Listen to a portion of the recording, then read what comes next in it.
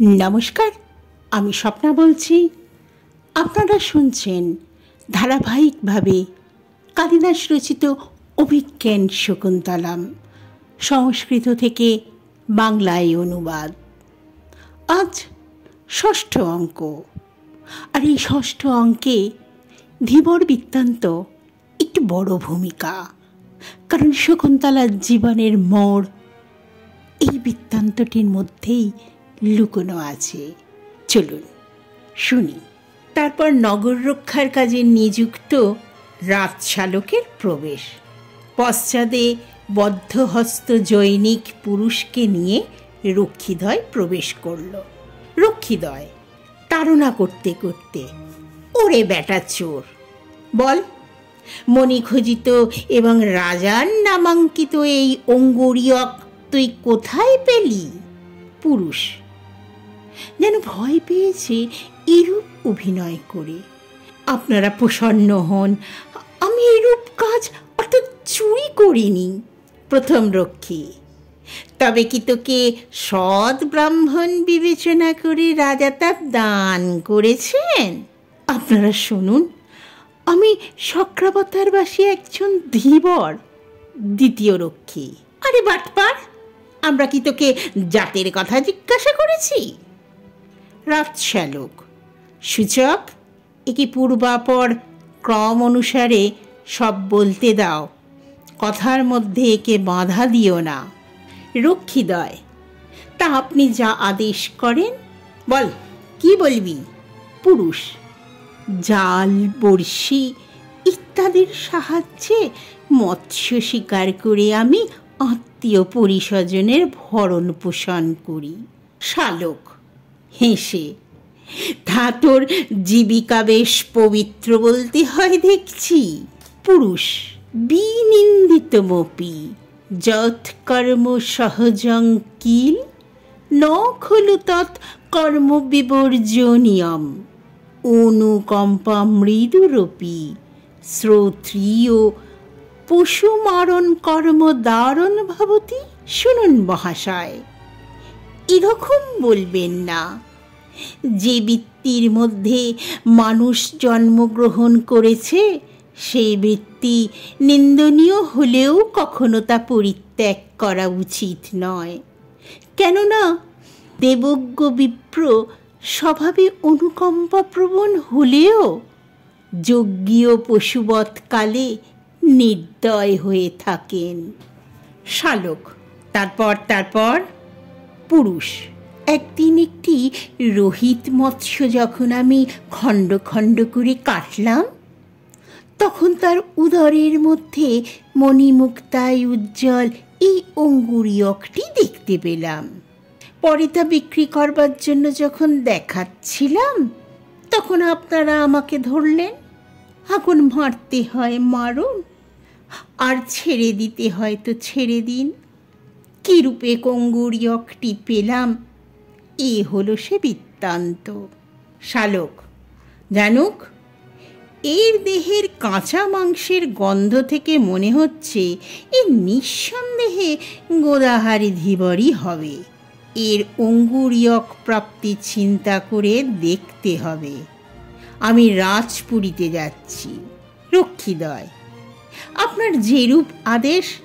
চল রে গাঁট কাটা, চল চল। সকলেই পরিক্রমণ করল।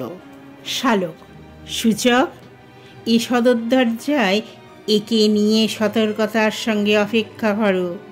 ইতিমধ্যে অঙ্গুরীয়কটি কী রূপে পাওয়া গেছে সে সকল বিষয় মহারাজকে নিবেদন করে তার কাছ থেকে আদেশ নিয়ে আসি। রক্ষীদ্বয়, আপনি প্রবেশ করুন, মহারাজ শুনে খুশি হবে। রাতশালক মঞ্চ থেকে নির্গত হলেন। প্রথম রক্ষী, জানুক, আমাদের কর্তার অত্যন্ত বিলম্ব হচ্ছে দেখি। দ্বিতীয় রক্ষী, আরে অবসর বুঝে তবে তো রাজার কাছে যাওয়া যায়। প্রথম রক্ষী, জানুক, একে বধ করবার পূর্বে যে ফুলের মালা পরানো হবে তা গাঁথতে আমার হাত ব্যস্ত হয়ে পড়েছে। ধীবর, মশাই, অকারণে একজনের প্রাণনাশ করা উচিত নয়। দ্বিতীয় রক্ষী, এই যে আমাদের কর্তাকে মহারাজের আদেশ না মানিয়ে এদিকেই আসতে দেখা যাচ্ছে, হয় সে গৃদ্ধের ভক্ষ হবে, না হয় কুকুরের খাদ্য হবে। শালক মঞ্চে প্রবেশ করে, সূচক ধীবরকে মুক্ত করে দাও। অঙ্গুরীয়ক প্রাপ্তির বিষয়ে এ যা বলেছে তা সত্যি প্রমাণিত হয়েছে। সূচক, প্রভু যা বলেন। দ্বিতীয় রক্ষী, এ ধীবর জমালয়ে প্রবেশ করে পুনরায় প্রত্যাবর্তন করছে। ধীবরকে বন্ধন মুক্ত করল। রাজশালককে প্রণাম করে ধীবর, কি রূপে আজ আমার জীবিকা নির্বাহ হবে? রাজশালক, মহারাজ অঙ্গুরীয়কের মূল্যের সমপরিমাণ অর্থ তোমায় খুশি হয়ে দিয়েছেন। ধীবর প্রণামপূর্বক গ্রহণ করে, মহারাজ অনুগৃহীত হলাম।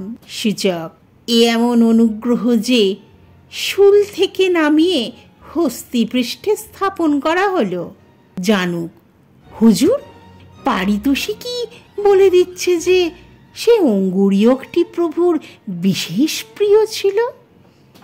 রাজশালক, মহার্ঘ রত্ন খোঁজিত বলেই প্রভুর কাছে মহার্ঘ মনে হয়েছে, আমার এরূপ মনে হলো না। সেটি দেখে মহারাজের কোনো প্রিয়জনের কথা মনে পড়ল। ক্ষণিকের জন্য স্বভাবত গম্ভীর হলেও মহারাজের নয়ন যুগল বিহল হল।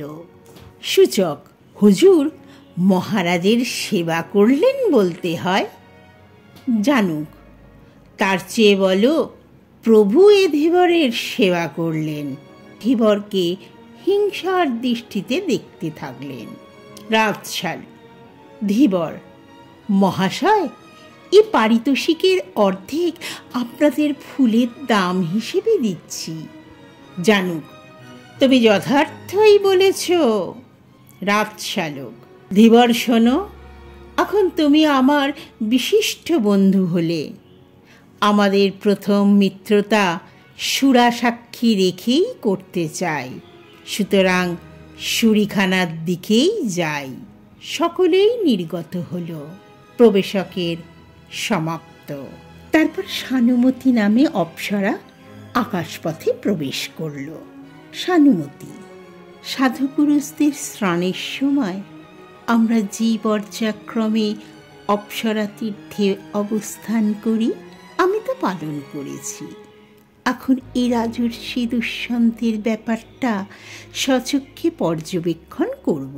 মেনকার সঙ্গে আমার যে সম্বন্ধ, তাতে শকুন্তলা আমার শরীর স্বরূপা হয়েছে। সে মেনকা আমাকে তার দুহিতার জন্যে পূর্বে অনুরোধ করেছিলেন, চারিদিকে দৃষ্টি নিক্ষেপ করে। এই ঋতু উৎসবের সময়ও রাজপুরীতে উৎসবের কোনো সূচনা দেখা যাচ্ছে না কেন? ধ্যানের সাহায্যে সব কিছু জানবার ক্ষমতা অবশ্যই আমার আছে, কিন্তু সখীর অনুরোধ আমার রাখা উচিত। যাই হোক, তিরস্করিণী বিদ্যার প্রভাবে অদৃশ্য থেকে এই দুই উদ্যানপালিকার পাশে থেকে আমি সব জেনে নেব। অবতরণের অভিনয় করে পাশে দাঁড়িয়ে সব শুনতে লাগলেন। তারপর আম্রমুকুল দেখতে দেখতে এক চেটির প্রবেশ, তার পশ্চাতে অপর এক চেটিও প্রবেশ করল। প্রথমা চেটি, হে হরিত ও পাণ্ডুর আম্রমুকুল, বসন্ত ঋতুর বা মধুমাসের যথার্থ জীবন, ঋতুমঙ্গল আম্রকোরক, আমি তোমাকে দেখেছি, আমি তোমাকে অর্চনা করছি। দ্বিতীয় চিঠি, পরভৃত্তিকা, একা একা কি বলছিস?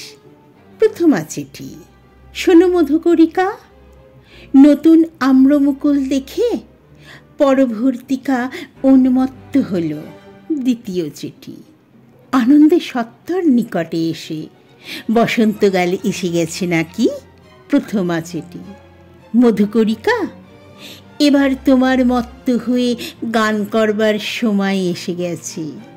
দ্বিতীয়া, সখী, আমায় একটু ধর, আমি অঙ্গুলির ওপর ভর দিয়ে কিছু আম্রমুকুল চয়ন করে তা দিয়ে কামদেবেরই পূজা করি। প্রথমা, যদি সেই পূজার ফলের অর্ধেক আমিও পাই। দ্বিতীয়া, না বললেও তাই হবে, কেননা আমাদের দুজনেরই একই প্রাণ, কেবল শরীরের দিক থেকেই দ্বিধাবিভক্ত। সখী, এখনো আম্রমুকুল ভালোভাবে না বিকশিত হলেও বন্ধনভঙ্গজনিত সৌরভ ছড়িয়ে পড়েছে। ওগো আম্রমুকুল, গৃহীত ধনু কামদেবের উদ্দেশ্যে তোমাকে আমি দান করলাম। পথিকজনের যুবতী বধূদের তুমি এই বসন্তে লক্ষ্য হও। কামদেবের পঞ্চবাণের মধ্যে তুমি শ্রেষ্ঠ হও। যবনিকা উত্তোলন না করেই প্রবেশ করে ক্রুদ্ধ হয়ে। কঞ্চুকি, এমন করিস না। আত্মজ্ঞানহীনে মহারাজ বসন্ত উৎসব নিষিদ্ধ করে দিলেও তুই আম্রমুকুল চয়ন করতে আরম্ভ করেছিস। উভয় ভয় পেয়ে আপনি প্রসন্ন হন, আমরা এই ব্যাপারে কিছুই জানি না। কঞ্চুকি, তোমরা কি শোনোনি যে বসন্তের বৃক্ষেরা পর্যন্ত মহারাজের আদেশ পালন করছে? ভিক্ষাশ্রিত পক্ষীগণও তা মেনে চলছে। চেয়ে দেখো, আম্রমুকুল বহুদিন পূর্বে নির্গত হলেও আজ অবধি তা পরাগ রেণু দেখা যাচ্ছে না। কুর্বকের মুকুল দেখা গেলেও তা কুড়িরূপেই রয়ে গেছে। পুরুষ কোকিলের কুহুরব শীত ঋতুর অবসানেও তাদের কণ্ঠেই অবরুদ্ধ হয়ে আছে। মনে হয় কামদেবেও ভয় পেয়ে তৃণ থেকে শণ আকর্ষণ করলেও পুনরায় তা সংবরণ করেছেন। দুজনে, এতে কোনো সন্দেহ নেই মহর্ষি দুষ্যন্তের অসাধারণ প্রভাব। প্রথমা, মহোদয়, কয়েকদিনের জন্য রাতশালক মিত্রা বসু আমাদের দুজনকে মহারানীর কাছে প্রেরণ করেছেন। এখানে আমাদের উপর প্রমোদবনের রক্ষার ভার অর্পিত হয়েছে। এজন্য নতুন এসেছি বলেই এই বৃত্তান্ত আমরা শুনিনি। কঞ্চুকি, আচ্ছা, এরকম কাজ আর করবে না। দুজনে, মহাশয়, আমাদের জানতে অত্যন্ত কৌতূহল হচ্ছে। যদি আমাদের শোনায় কোনো আপত্তি না থাকে তাহলে বলুন, কি কারণে মহারাজ বসন্ত উৎসব বন্ধ করে দিয়েছেন? সানুমতি, মানুষ উৎসব ভালোবাসে, নিশ্চয়ই কোনো গুরুতর কারণ আছে। কঞ্চুকি, এ কথা সবাই বিদিত, সুতরাং বলতে আপত্তি কোথায়? তোমাদের কর্ণে শকুন্তলা প্রত্যাখ্যানজনিত লোকনিন্দা পৌঁছয়নি কি? দুজনেই। রাতশালকের মুখ থেকে অঙ্গুরীয়ক পুনঃপ্রাপ্তি পর্যন্ত বৃত্তান্ত শুনেছি। কঞ্চুকি, মনে মনে, তাহলে অল্পই বলতে হবে। প্রকাশ্যে, নিজের অঙ্গুরীয়ক দেখে যখনই মহারাজের স্মরণ পথে উদিত হলো যে সে শকুন্তলাকে গোপনে আমি বিবাহ করেছিলাম এবং তাকে মোহবশত পরিত্যাগ করেছি, সেদিন থেকেই মহারাজ অনুতাপে দগ্ধ হচ্ছে। রম্যং দেষ্টি যদা পুরা প্রকৃতিভি প্রত্যাহং ন সেব্যতে উন্নিদ্র এব শয্যাপ্রাপ্ত বিবর্তনই। খপা, বিগময়ন্তি যদা দাক্ষিণেন অন্তঃপুরেভ্য উচিতাং বাচং দদাতি তদা গোত্রেষু খলিত সন চিরং বিরাবিলক্ষণা ভবতি চ। যেমন মনোরম বস্তুর প্রতি তিনি দেশ প্রকাশ করছেন, পূর্বের ন্যায় প্রত্যহ প্রজাদের দ্বারা সেবিত হচ্ছেন না, নিদ্রাশূন্য হয়ে কেবলই সূর্যার পার্শ্ব পরিত্যাগ করে রাত্রি যাপন করছেন। যেমন মনোরম বস্তুর প্রতি তিনি দেশ প্রকাশ করছেন, পূর্বের ন্যায় প্রত্যহ প্রজাদের দ্বারা সেবিত হচ্ছেন না, নিদ্রাশূন্য হয়ে কেবল শয্যায় পার্শ্ব পরিবর্তন করে রাত্রি যাপন করছেন। যখন সৌজন্যবশত অন্তঃপুরের নারীদের সঙ্গে কথাবার্তা বলেন, তখন কাউকে ভুল নামে ডেকে বহুক্ষণের জন্য লজ্জায় অভিভূত হয়ে পড়েন। সানুমতি, আমার কাছে এটি অত্যন্ত প্রিয়। কঞ্চুকি, এই প্রবল মানসিক উদ্বেগ হেতু তিনি উৎসব নিষিদ্ধ করেছেন। উভয় চিঠি একসঙ্গে ঠিকই করেছেন তিনি। নেপথ্যে, এদিকে আসুন, এদিকে। কঞ্চুকি কান পেতে শুনে, শোনো, মহারাজ এদিকে আসছেন, যার যার কাজ সম্পাদন করো। দুজনে আপনি যা বলেন। উভয়ে নির্গত হয়ে গেল। তারপর অনুতাপে দগ্ধ ব্যক্তির অনুরূপ বেশ ধারণ করে রাজা প্রবেশ করলেন।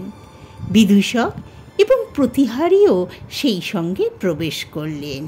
কঞ্চুকি রাজাকে দেখে, আহা, সকল অবস্থাতেই বিশেষ আকৃতির রমণীয়তা অবিকৃত থাকে। এরূপ উদ্বিগ্ন হলেও মহারাজকে প্রিয় দর্শন দেখাচ্ছে, কেননা বিশেষ প্রকার অলঙ্করণ তিনি পরিত্যাগ করেছেন।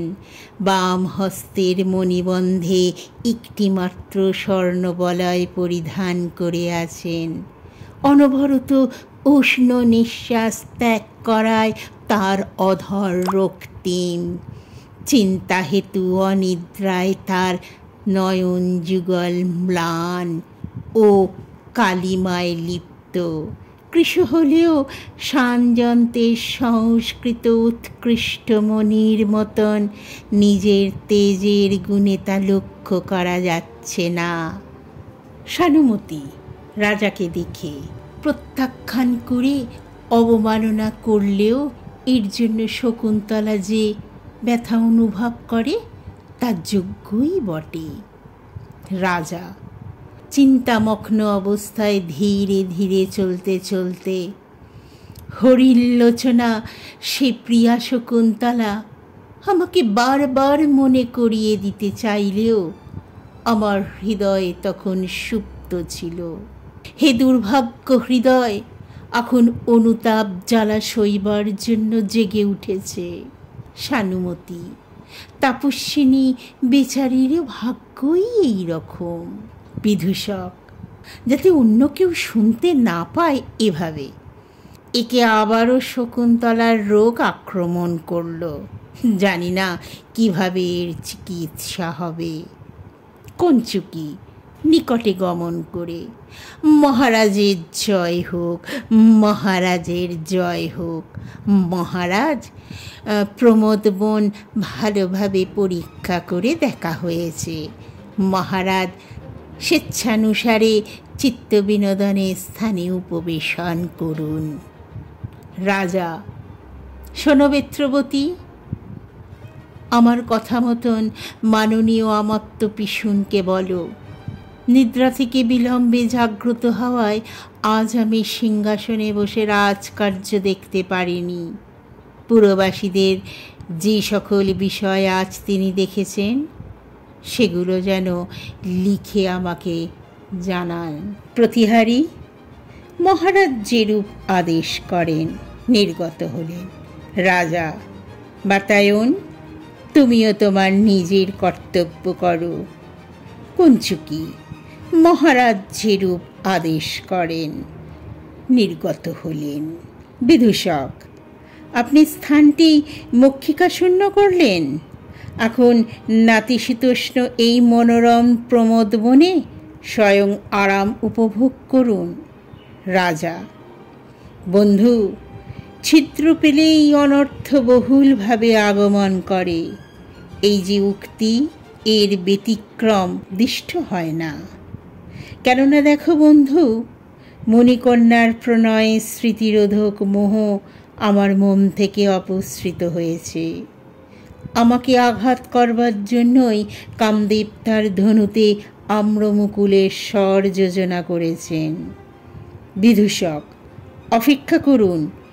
এই দণ্ডকাষ্ঠের দ্বারা আমি কামদেবের বাণকে বিনষ্ট করব।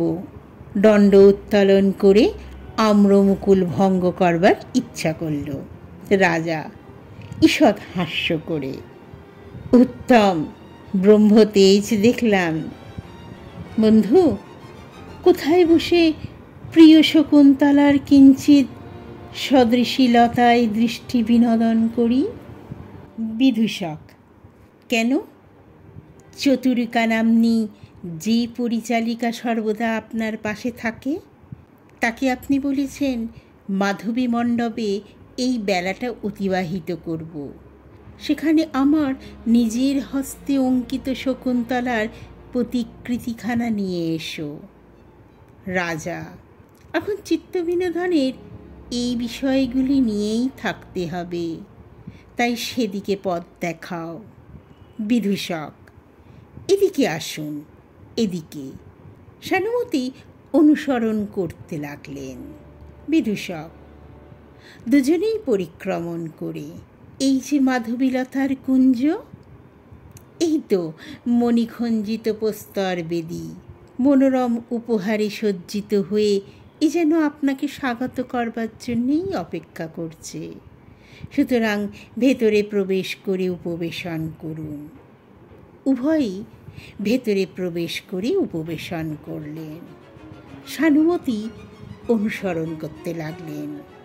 সানুমতি লতার অন্তরালে নিজেকে প্রচ্ছন্ন রেখে সখীর প্রতিকৃতি দেখব, তারপর তার প্রতি স্বামীর বহুমুখী অনুরাগের কথা তার কাছে নিবেদন করব। রাজা, বন্ধু, এখন শকুন্তলার সঙ্গে আমার প্রণয়ের সকল বৃত্তান্ত মনে পড়ছে। তোমাকে এই সম্বন্ধে আমি কিছু বলেছিলাম। তুমি শকুন্তলা প্রত্যাখ্যানের সময় আমার কাছে ছিলে না।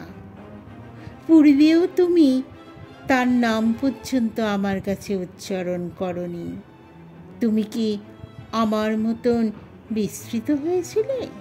বিদূষক, আমি কিছুই বিস্মৃত হইনি, কিন্তু শকুন্তলা সম্বন্ধে সব কথা বলে শেষকালে আবার আপনি শকুন্তলার সম্বন্ধে যা বললাম তা সবই পরিহাস ছলে বললাম, তার মধ্যে কোনো সততা নেই, এ কথা বলেছিলেন। আমিও মূর্খ জড়বুদ্ধি বলে তাই বিশ্বাস করেছিলাম। অথবা ভবিতব্যতা খলু বলবতী, ভবিতব্য কেউ খণ্ডাতে পারে না। সানুমতি, তাই ঠিক। রাজা চিন্তামগ্ন হয়ে, সখা, আমাকে রক্ষা করো। বিদূষক, মহারাজ, আপনি এই কী করছেন? আপনার পক্ষে এরূপ আচরণ শোভা পায় না। সজ্জনেরা কখনো শোককাতর হয় না। প্রবল ঝঞ্ঝাতেও পর্বতগুলি নিষ্কম্প থাকে। রাজা, বন্ধু, প্রত্যাখ্যানের বেদনায় কাতর আমার প্রিয়ার অবস্থা স্মরণ করে আমি অত্যন্ত অসহায় বোধ করছি। সে শকুন্তলা এখান থেকে প্রত্যাখ্যাতা হয়ে আত্মীয়দের পশ্চাৎ গমন করতে উদ্ধত হলেন। গুরুর সদৃশ্য শিষ্যগণ যখন উচ্চস্বরে দাঁড়াও বললেন, তখন শকুন্তলা দাঁড়িয়ে থাকলেন।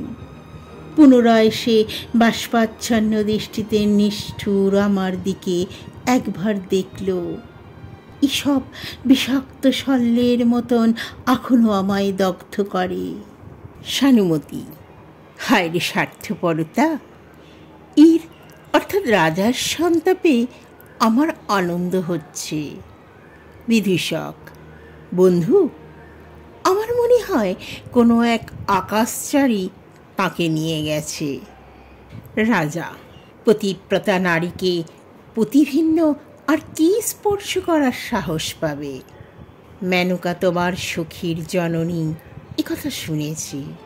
তার সহচরীগণ তোমার সখীকে নিয়ে গেছে। আমার হৃদয় এরকমই আশঙ্কা করছে। সানুমতি: কি রূপের মতিভ্রংশ ঘটল তা বিস্ময়ের বিস্ময়, কিন্তু পুনর্জাগরণ বিস্ময়ের কিছু নয়। বিদূষক: যদি তাই হয় তবে কোনো এক সময় তার সঙ্গে তোমার মিলন অবশ্যম্ভাবী। রাজা: কি রূপে?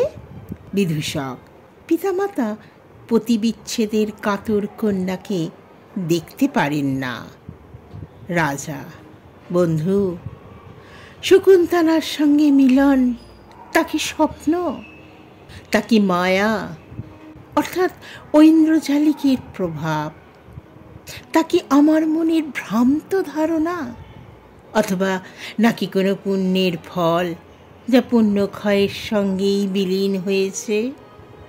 সে মিলন অতীতের ঘটনা, আর ফিরে আসবে না। একে ফিরে পাবার আশা নদীর ভগ্ন তীরের মতন, অর্থাৎ এ মনোরথ সিদ্ধ হবার নয়। বিদূষক: এমন বলা যায় না।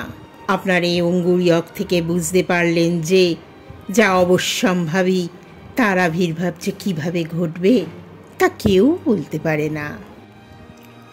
রাজা অঙ্গুরীয়কটি দেখে: বন্ধু, এই অঙ্গুরীয়ক দুর্লভ স্থান থেকে ভ্রষ্ট হয়েছে, এর জন্য দুঃখ হয়। ওহে অঙ্গুরীয়ক, ফল দেখে বোঝা যাচ্ছে তোমার পুণ্য আমার মতনই অল্প। কেননা শকুন্তলার রক্তাভ নখে শোভিত সুন্দর আঙুলে স্থান পেয়েও তা থেকে তুমি বিচ্যুত হয়েছ।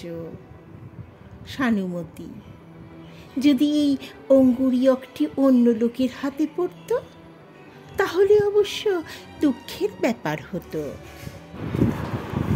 বিদূষক: মহারাজ, আপনার নাম মুদ্রিত এই অঙ্গুরীয়ক কিভাবে তার হস্তে পৌঁছল? সানুমতি: এই বিদূষকও আমার কৌতূহলের দ্বারা প্রেরিত হয়ে এ প্রশ্ন করেছে। রাজা: নিজের রাজধানীতে প্রস্থানকালে আমাকে শকুন্তলা অশ্রুমোচন করে বলল, কতদিন পরে আর্যপুত্র আমাকে সংবাদ দেবেন? বিদূষক: তারপর? রাজা: তারপর এই অঙ্গুরীয়ক তার আঙুলে পরিয়ে দিতে দিতে আমি বললাম, এই অঙ্গুরীয়কে মুদ্রিত আমার নামের অক্ষর প্রতিদিন একটি করে গুনবে। যখন অক্ষর গণনা শেষ হবে তখন আমার অন্তরপুরে নিয়ে যেতে কোনো লোক তোমার কাছে আসবে। নিষ্ঠুর, আমি তা মোহবশত করিনি। সানুমতি: অত্যন্ত মনোরম সময়সীমাকে বিধাতা ব্যর্থ করে দিলেন। বিদূষক: কি রূপে ধীবর কর্তৃত রোহিত মৎস্যের উদরের মধ্যে আসল? রাজা: শচীতীর্থে বন্দনা করবার সময় তোমার সখীর হস্ত থেকে গঙ্গা স্রোতে পতিত হয়েছিল। বিদূষক: হতে পারে।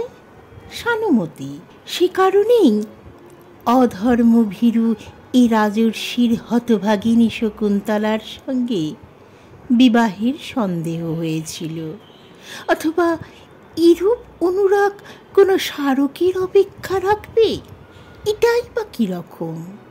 রাজা: এই অঙ্গুরীয়কটিকেই তিরস্কার করব। বিদূষক মনে মনে ভাবলেন, ইনি পাগলের পথ গ্রহণ করেছেন।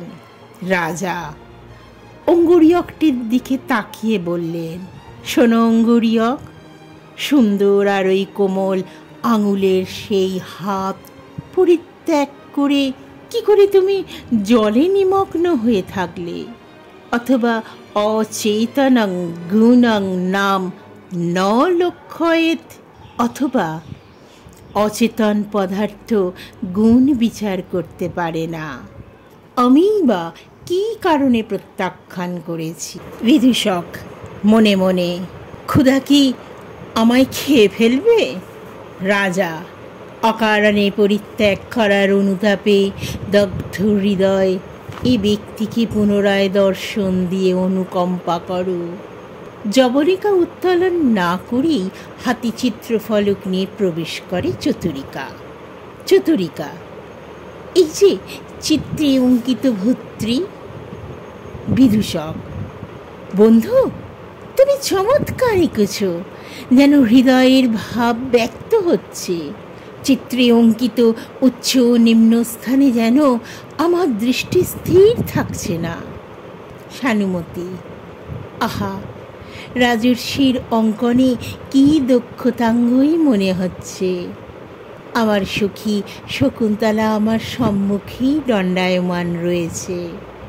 রাজা, প্রতিকৃতিতে যা যা একেবারে নিখুঁত হয়নি সেগুলোকে একটু পরিবর্তন করে নিচ্ছি, তবু রেখার মাধ্যমে তার লাবণ্য কিছুটা প্রকাশ করতে পেরেছি। সানুমতি, ইউক্তি গুরুতর অনুতাপের কারণেই বর্ধিত অনুরাগের। এবং সানুমতি, ইউক্তি গুরুতর অনুতাপের কারণে বর্ধিত অনুরাগের এবং অহংকারহীন প্রেমের যোগ্য বটে। বিদূষক, আচ্ছা মহারাজ, এখন এই প্রতিকৃতিতে 3 জন রমণীকে দেখা যাচ্ছে। সকলেই দেখতে সুন্দর। এদের মধ্যে কোনজন শকুন্তলা? সানুমতি, এখনো এমন রূপ দেখেনি, তাই এর দৃষ্টি মহাচ্ছন্ন। রাজা, কাকে তোমার শকুন্তলা বলে মনে হয়? আমি মনে করি যার শিথিল করবিবন্ধন থেকে কুমুদ ঝরে পড়ছে, যার মুখের উপর বিন্দু বিন্দু ঘর্ম ফুটে উঠেছে, যার বাহু দুটি বিশেষভাবে ঝুঁকে পড়েছে এবং যিনি জলসেচন করায় স্নিগ্ধ ও নবপল্লবে সজ্জিত আম্রবৃক্ষের পাশে কিছুটা ক্লান্তির মতন অঙ্কিত হয়েছেন, তিনি শকুন্তলা। অপর 2 জন হলেন সখী। রাজা, তুমি নিপুণ বটে। এই ছবিতে আমার মনের আবেগও কতকটা মূর্ত হয়ে উঠেছে। আমার ঘর্মাক্ত অঙ্গুলি স্পর্শে মলিন হয়েছে। আমার অশ্রুবিন্দু চিত্রে অঙ্কিত এর কপালে পতিত হয়েছে। বর্ণের উচ্ছ্বাস থেকে তা স্পষ্ট বোঝা যাচ্ছে। চতুরিকা, আমার চিত্র বিনোদনের এই আশ্রয় অসম্পূর্ণ রয়েছে, যাও তুলে নিয়ে এসো। চতুরিকা, আর্য মাধব্য, আমি যতক্ষণ না আসি ততক্ষণ চিত্রফলকখানা একটু ধরো। রাজা, আমি এটা ধরছি। চতুরিকা অর্থাৎ দাসী নির্গত হল। বন্ধু, আমি পূর্বে যখন শকুন্তলা স্বয়ং উপস্থিত হয়েছিল তখন তাকে অবজ্ঞা করে এখন চিত্রে অঙ্কিত শকুন্তলাকে সমাদর করছি। আমি যেন পথিস্থিত প্রচুর জলপূর্ণ নদীকে পরিত্যাগ করে মরীচিকার প্রতি বিশেষ আসক্ত হয়ে পড়েছি। বিদূষক মনে মনে, ইনি নদী অতিক্রম করে মরীচিকার আবর্তে পতিত হয়েছে। প্রকাশ্যে, বন্ধু, এখানে আর কি কি আঁকতে হবে? সানুমতি, যে যে স্থানে আমার সখীর প্রিয় ছিল সেই সেই স্থানে আঁকতে উনি ইচ্ছুক মনে হয়।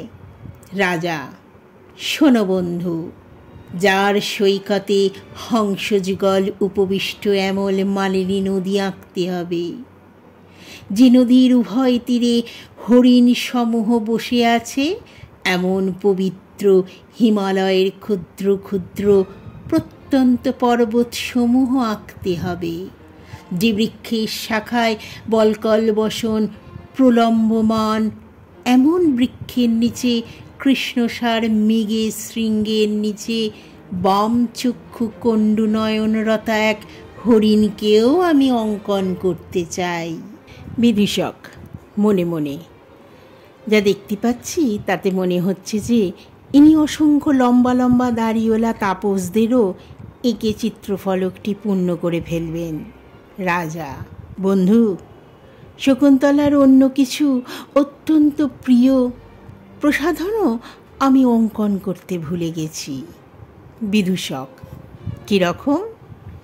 রাজা: বন্ধু, বৃন্তটি কর্ণে লগ্ন এবং কেশরগুচ্ছ গুল্মমূলের দোদুল্যমান এমন একটি শিরীষ কুসুম আঁকা হয়নি।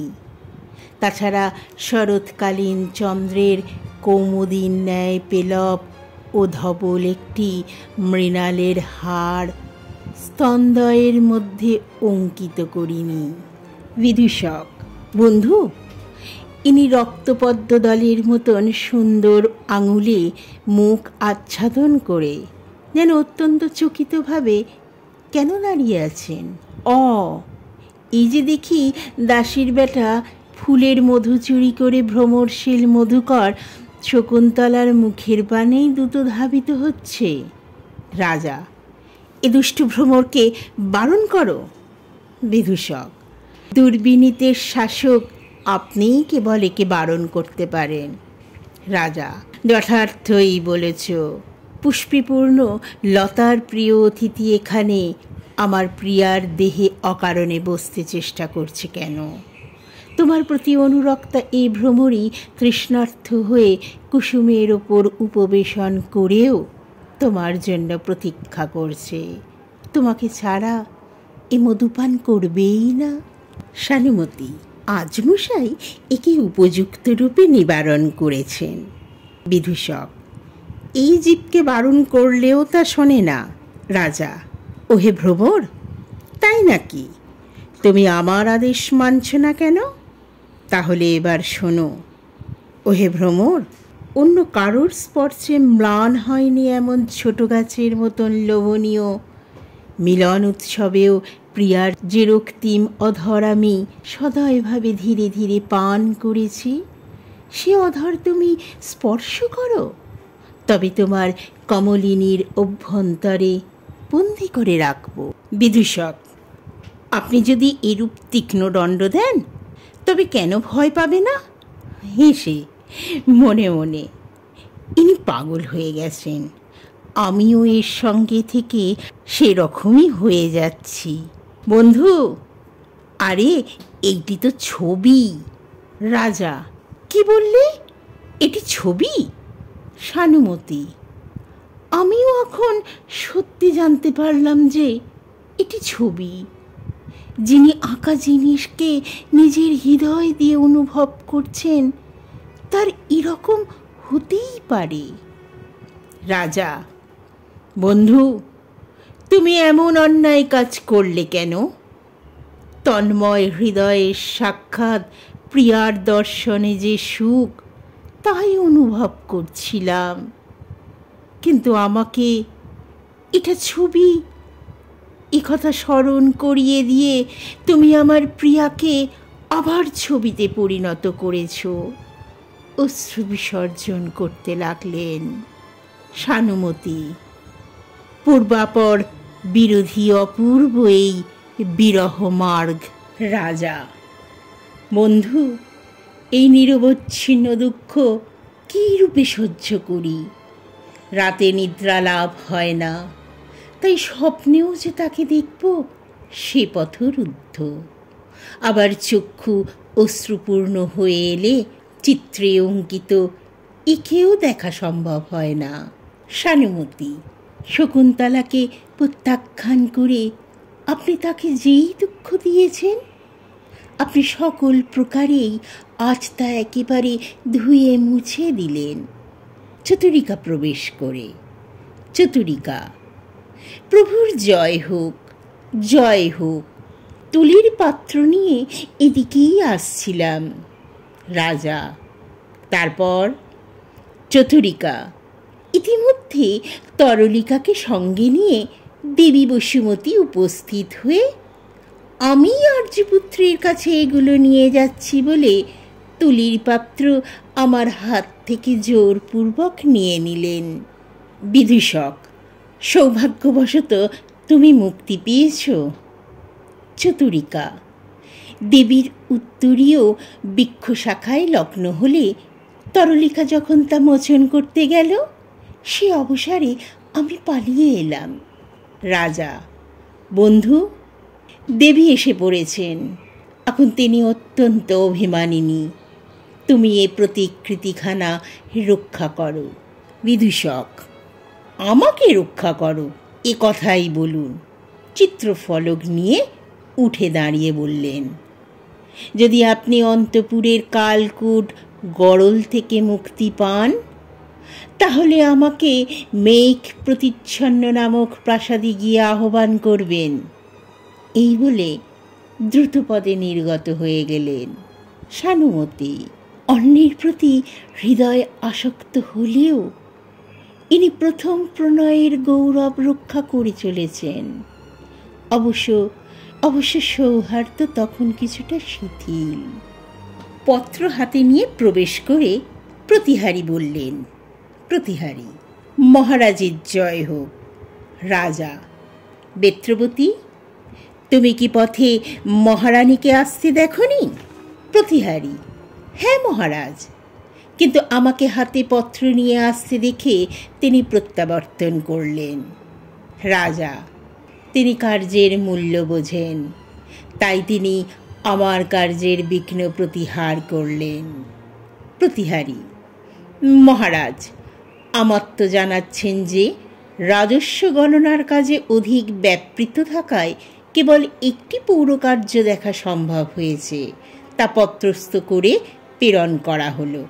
আপনি অবলোকন করুন। প্রতিহারী: মহারাজ, সম্প্রতি এর পত্নী অযোধ্যাবাসী বণিকের কন্যার পুংসবরণ সংস্কার সম্পন্ন হয়েছে, একথা আমরা শুনেছি। রাজা: গর্ভস্থ শিশু পিতার সম্পত্তির অধিকারী। যাও, আমাত্মকে কথা বলো। প্রতিহারী: মহারাজের যা আদেশ। চলে গেল। রাজা: শোনো। প্রতিহারী: এই যে আমি এসেছি। রাজা: সন্তান আছে কি নেই এ কথার প্রয়োজন কি? প্রজাদের মধ্যে যে কেউ তার অন্তরঙ্গ নিকট আত্মীয়কে হারাবে, দুষ্যন্ত তাদের শেষে বন্ধুর স্থানীয় হবে, তবে দুরাচার বা বিরুদ্ধ সম্পর্ক আত্মীয়ের স্থানীয় হবেন না। প্রতিহারী: এরূপ ঘোষণা করব। নির্গত হয়ে পুনরায় আবার প্রবেশ করে। যথাসময় প্রভূত বর্ষণের ন্যায় মহারাজের আদেশ প্রজাবর্গ অভিনন্দিত করেছেন। রাজা উষ্ণ দীর্ঘ নিঃশ্বাস ত্যাগ করে, এভাবেই সন্তান না থাকায় নিরালম্ব বংশের মূল পুরুষের মৃত্যুর পর ধন সম্পত্তি পরের হস্তে গমন করে। আমার মৃত্যুর পরেও পুরুবংশের বৈভবের এইরূপ অবস্থা হবে। প্রতিহারী: এ অমঙ্গল দূর হোক। রাজা: আমাকে ধিক।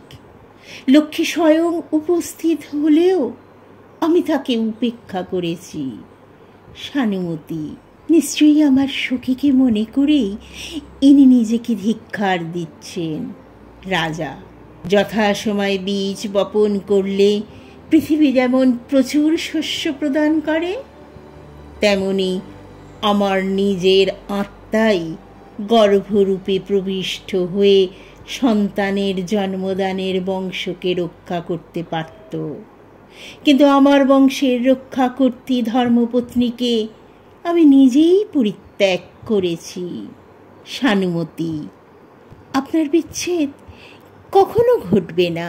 চতুরিকা, এই বণিকের বৃত্তান্ত শোনার পর থেকেই মহারাজ দ্বিগুণ উদ্বিগ্ন হয়েছেন। একে আশ্বস্ত করবার জন্য মেঘ প্রতিচ্ছন্ন প্রাসাদ থেকে আর্যমাধবকে ডেকে নিয়ে আসি। প্রতিহারী, যথার্থই বলেছ, চলো। নিষ্কান্ত হলেন। রাজা, হায়, দুষ্যন্তের পিণ্ডভাগীরা সংশয়াচ্ছন্ন হয়েছেন। কেননা আমাদের কুলে আমার মৃত্যুর পর বৈদিক শাস্ত্রানুসারে কী পিণ্ডাদি দান করবে, একথা ভেবে পুত্রহীন আমি তর্পণ করে যে জল দিচ্ছি, সে জল দিয়ে নিজেদের অশ্রুধৌত করে পূর্বপুরুষগণ অবশিষ্ট অংশ পান করছেন। এই বলে মূর্ছাপ্রাপ্ত হলেন। চতুরিকা উদ্বিগ্নভাবে অবলোকন করে, প্রভু আশ্বস্ত হন। সানুমতি, হায় ধিক, হায় ধিক, দ্বীপ থাকলেও ব্যবধানের জন্য ইনি অন্ধকারের কুফল ভোগ করছেন। আমি এখনই একে আশ্বস্ত করি। অথবা থাক, শকুন্তলাকে প্রবোধ দেবার কালে ইন্দ্রের জননীর মুখ থেকে আমি শুনেছি যে যজ্ঞের অংশলাভের জন্য উৎসুক দেবতারাই এই রূপ উপায় করবেন, যাতে সত্তরই স্বামী দুষ্যন্ত ধর্মপত্নী শকুন্তলাকে অভিনন্দন জানাবেন। সুতরাং সময়ের অপচয়ের উচিত হবে না। এখন এই বৃত্তান্ত জানিয়ে প্রিয় সখী শকুন্তলাকে আশ্বস্ত করি। এক প্রকার নৃত্য করতে করতেই নির্গত হলেন। নেপথ্যে ব্রাহ্মণকে বধ করা হচ্ছে, বাঁচাও বাঁচাও। রাজা চৈতন্য লাভ করে কান পেতে শোনে, আরে মনে হচ্ছে যেন বয়স্য মাধবের আত্মস্বর। কে কে আছে এখানে? প্রবেশ করে প্রতিহারী ভয়ের সঙ্গে, মহারাজ রক্ষা করুন সংশয়াপন্ন বয়স্য মাধব্যকে। রাজা, কি অসহায় ব্যক্তিটিকে পীড়ন করছে? প্রতিহারী, অদৃশ্য থেকে কোনো এক জীব আপনার বন্ধুকে আক্রমণ করে মেঘ প্রতিচ্ছন্ন নামক প্রাসাদের শীর্ষদেশে নিয়ে গেছে। রাজা উঠে দাঁড়িয়ে, তা হতে পারে না। আমার গৃহ ভূত প্রেতের দ্বারা আক্রান্ত? অথবা এতে বিস্ময়ের কিছু নেই? প্রতিদিন নিজের আত্মকৃত দোষ জানতে পারছি না। প্রজাদের মধ্যে কে কোন পথে চলেছে তা নিঃশেষে বিদিত হওয়া সম্ভব হবে কি রূপে? নেপথ্যে, ওহে বন্ধু, আমাকে মেরে ফেললে, আমাকে মেরে ফেললে। রাজা দ্রুত বেগে পরিক্রমণ করে, বন্ধু ভয় পেও না, ভয় পেও না। নেপথ্যে পুনরায় তা পাঠ করে, কেন ভয় পাবো না? এই যে কে একজন আমাকে গ্রীবাটির নিচের দিকে বাঁকিয়ে ধরে ইক্ষুদণ্ডের মতন ত্রিভঙ্গ করে ফেলেছে। রাজা দৃষ্টিপাত করে, আমার ধনু নিয়ে এসো। ধনু হাতে প্রবেশ করে, প্রভু এই আপনার ধনু ও হস্তাবরণ। রাজা ধনুর্বাণ গ্রহণ করলেন। নেপথ্যে অভিনব কণ্ঠে রক্ত পিপাসু ব্যাঘ্র যেমন পশুকে হত্যা করে, তেমনি যতই তুমি বাঁচতে চেষ্টা করো না কেন, তোমাকে আমি এমনই বধ করছি। দুর্গতদের ভয় দূর করবার জন্য যেই দুষ্যন্ত ধনু ধারণ করেন, এখন তিনি তোমার শরণ এবং রক্ষাকর্তা হন। রাজা ক্রোধের সঙ্গে, এই যে দেখছি আমাকে উদ্দেশ্য করেই বলছে। দাঁড়াও সব ভক্ষক পিশাচ, এখনই তুমি আর জীবিত থাকবে না। ধনুতে স্বর যোজনা করে, বেত্রবতী সোপানের পথ দেখাও। প্রতিহারী, মহারাজ এদিকে এদিকে। সকলে শীঘ্র অগ্রসর হলেন। রাজা চারদিকে অবলোকন করে, এ স্থান শূন্য। নেপথ্যে। মরে গেলাম, মরে গেলাম। আমি আপনাকে দেখতে পাচ্ছি, আপনি আমাকে দেখতে পাচ্ছেন না। মার্জার ধৃত মূর্ষিকের ন্যায় আমি জীবনে নিরাশ হয়েছি। রাজা: হে রাক্ষস, তুমি অন্তর্ধান বিদ্যার প্রভাবে গর্বিত, কিন্তু আমার অস্ত্র তোমাকে নিশ্চিত দেখতে পাবে। যে অস্ত্র আমি সংযোজন করছি, যে বাণবদ্ধ তোমাকে হত্যা করবে। যে ব্রাহ্মণকে রক্ষা করার তাকে রক্ষা করবে। হংস যেমন দুগ্ধই গ্রহণ করে, কিন্তু দুগ্ধের সঙ্গে মিশ্রিত জল সে শ্রবণ করে না, বর্জন করে। বাণ যোজনা করলেন। বিদূষককে ছেড়ে দিয়ে মাতুলি প্রবেশ করলেন। মাতুলি: মহারাজ দেবরাজ ইন্দ্র অসুরগণকে আপনার বাণের লক্ষ্য স্থির করেছেন। তাদের লক্ষ্য করে আপনি এবার ধনুতে বাণ যোজনা করুন। স্বজনদের প্রসন্ন মধুর দৃষ্টি মিত্রগণের ওপর পতিত হয়, কিন্তু দারুণ বাণ নয়। রাজা অস্ত্র সংবরণ করে: এই যে মাতুলি, দেবরাজের সারথীর শুভাগমন হোক। প্রবেশ করে বিদূষক: যে আমাকে যজ্ঞের পশুর মতন বধ করতে উদ্ধত হয়েছিল, তাকেই রাজা দুষ্যন্ত স্বাগত সম্ভাষণ জানাচ্ছেন। মাতুলি ঈষৎ হাস্য সহকারে: মহারাজ, শ্রবণ করুন, যে কারণে দেবরাজ ইন্দ্র আপনার নিকট আমাকে প্রেরণ করেছেন। রাজা: বলুন, শুনছি। মাতুলি: কাল্যেমির বংশধর দুর্জয় নামে কতকগুলি দানব আছে। রাজা: আছে, আমি তা নারদের মুখে পূর্বেই শুনেছি। মাতুলি: দুর্জয় নামে যে দানব সঙ্গ আপনার সখা ইন্দ্রের পক্ষে অপরাজেয়। আপনি সংগ্রামের পুরোভাগে থেকে সে দানব সংঘকে বধ করবেন। সপ্তরশ্মি সূর্য যে রাতের অন্ধকার দূর করতে পারে না, চন্দ্র তা অপসারণ করতে সমর্থ হয়। আপনি শস্ত্র নিয়ে এখনই ইন্দ্রের রথে আরোহণ করে যুদ্ধ জয়ের জন্য যাত্রা করুন।